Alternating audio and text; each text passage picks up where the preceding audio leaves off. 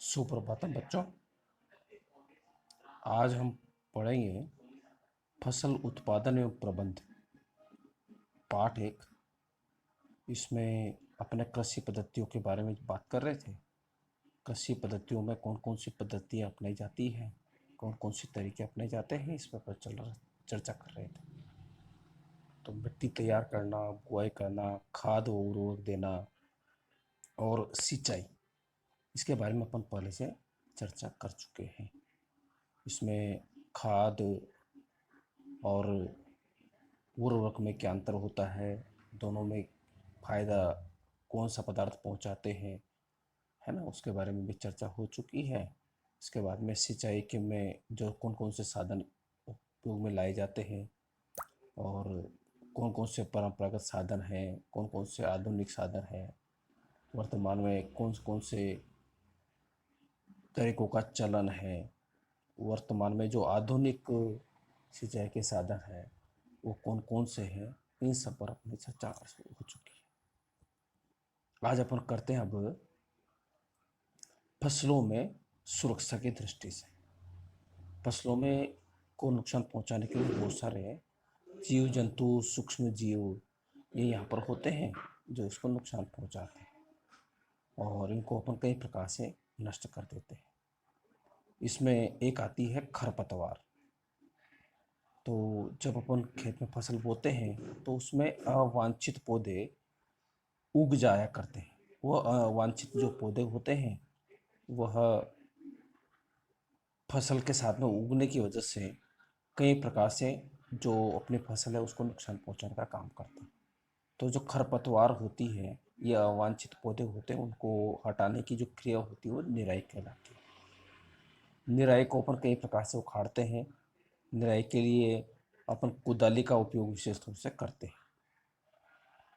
आजकल खरपतवार को नष्ट करने के लिए कुछ रासायनिक पदार्थ भी आते हैं, उसको अपन बोलते हैं खरपतवारनाशी। जैसे कि 2,4-D एक सामान्यतः अधिकतर काम में लेने वाला खरपतवारनाशी है, इसका उपयोग किया जाता है। खरपतवारनाशी को जल में आवश्यकता अनुसार मिला करके इसका स्प्रेयर यानी स्प्रे की सहायता से छिड़काव कर दिया जाता है, तो जिसकी वजह से जो अवांछित पौधे होते हैं वो जल्दी ही वृद्धि करके और नष्ट हो जाया करते हैं।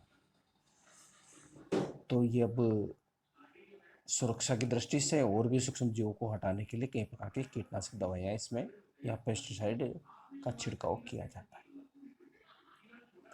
अंत में की जाती है फसल की कटाई, है ना। फसल पक जाने के बाद में उसको काटना ही कटाई यहाँ पे कहलाती है। अब कटाई भी जो है वो अलग अलग प्रकार से की जाती है। परंपरागत रूप से जो पहले की जाती थी वो दराती की सहायता से कटाई की जाती थी, परंतु आजकल एक मशीन होती है हार्वेस्टर, उसके माध्यम से जो है कटाई की जाती है। ये जो हार्वेस्टर की जो मशीन है ये दो काम एक साथ करती है। ये फसल को भी काटती है, काटने के साथ साथ में उसमें से भूसे को अलग कर देती है और अपन को बीज प्राप्त हो जाते हैं। तो बीजों में से भूसे को अलग करना ये थ्रेसिंग कहलाता है। तो अर्थात यह कटाई के साथ साथ में थ्रेसिंग का काम भी कर देता है। जैसा आपने सामने मशीन दिखाई गई है, ये हार्वेस्टर या कंबाइनर इसको अपन बोलते हैं। कुछ फसलें ऐसी होती हैं जिसमें पौधों को एक साथ पटक पटक के मारा जाता है, जिससे उसके बीज जो है पौधे से अलग हो जाते हैं। इस क्रिया को विनोइंग कहा जाता है। और विनोइंग के माध्यम से कुछ फसलों में से अपन बीजों को अलग कर लेते हैं। कटाई के समय जहाँ पर बहुत अधिक मात्रा में फसलें होती है वहाँ पर पुरुष महिलाएं मिलकर के एक पर्व मनाया जाता है। ये पर्व विशेष तौर से पोंगल, वैसाखी, होली, दिवाली, है ना, यहाँ पर नवान्न, इस प्रकार से कई प्रकार के त्यौहार होते हैं जो अपनाए जाते हैं। इसके बाद में आता है भंडारण।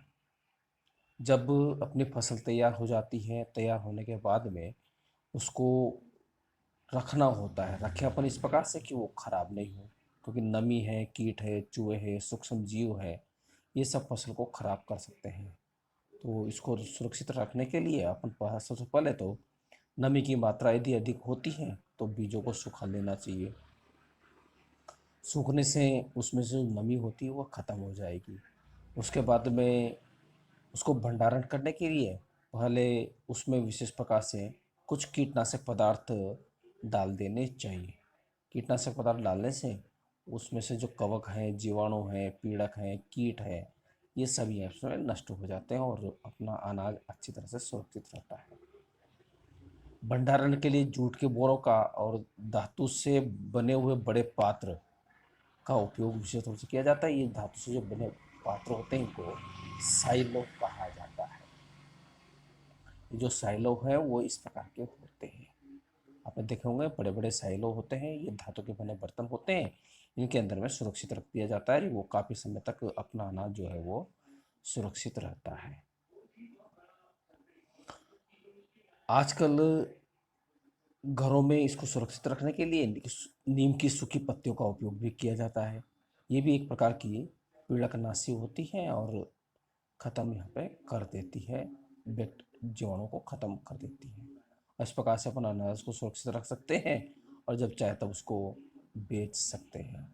इस प्रकार से अब जो है फसल प्राप्त अच्छी तरह से कर लेते हैं। अब बात करते हैं अपन जंतुओं से भोजन। जंतुओं से अपन को कई प्रकार का भोजन जो है वो अलग प्राप्त होते हैं।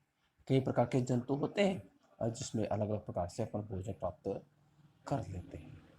आपने देखा होगा समुद्र, नदियों, इनसे जो है अपन को मछली जो है वो प्राप्त होती है। और मछली एक प्रकार से प्रोटीन का अच्छा स्रोत होता है और इसको कई लोग जो है अपने भोजन के लिए उपयोग में करते हैं। इसी प्रकार से घरों में या फार्म हाउस पर कुछ पशुओं को पाला जाता है। पशुओं को जो पालने की जो प्रक्रिया होती है इसको कहा जाता है पशुपालन। इसमें गाय है, भैंस है, भेड़ है, बकरी है, इनका पालन किया जाता है और जिसके माध्यम से कई प्रकार के भोज्य पदार्थ हमको प्राप्त होते हैं। इसी प्रकार से बहुत से लोग मुर्गी पालन करते हैं। तो मुर्गी पालन से अंडे प्राप्त होते हैं। अंडों में भी अधिक मात्रा में प्रोटीन होता है और वो भी एक प्रकार से अपने लिए भोज्य पदार्थ बन जाता है। ये जो मछली है, मछली से प्रोटीन तो प्राप्त होता ही है, साथ साथ में मछली के उससे एक विशेष प्रकार का तेल मिलता है जिसको हम बोलते हैं कोड लिवर तेल। इसमें विटामिन डी की मात्रा भी अधिक होती है। तो अभी अपन ने इसमें सबसे पहले कृषि के प्रकारों के बारे में, फसलों के प्रकार के बारे में, कृषि पद्धतियों के बारे में और पशुपालन के बारे में अपन ने पढ़ लिया है। इसको याद करना है और अच्छी तैयारी करनी है। नमस्कार।